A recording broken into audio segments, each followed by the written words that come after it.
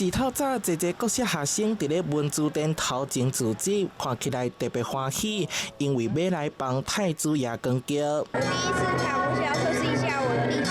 根據的了解，較早新民出門，攏是一頂大轎加一頂細頂的四輪轎，也毋過時代佇咧變遷，新陣攏是坐佇咧扛一頂轎。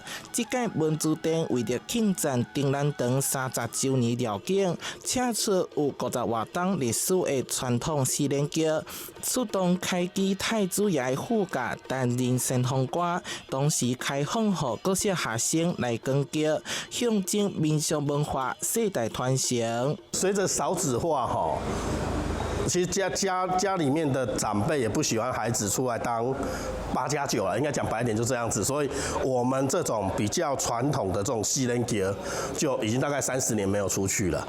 那這次呢，我們徵得很多家長的同意。太子爺也閣沿路發送糖仔餅，予小朋友提轉去保平安。此外，文殊殿的主轎是由力寶二嫂王坐鎮，倒手邊戴着一塊手錶，引人注目。廟方講，這支手錶原本是早期乩身辦事時陣摕落來的，掛上更新了後，自然就變成伊的。相傳甲丁蘭堂的反覆千歲是師徒關係。進前，我捌也過一屆20周年慶啦，我想講哦，我十當到啊，我算基囝啦。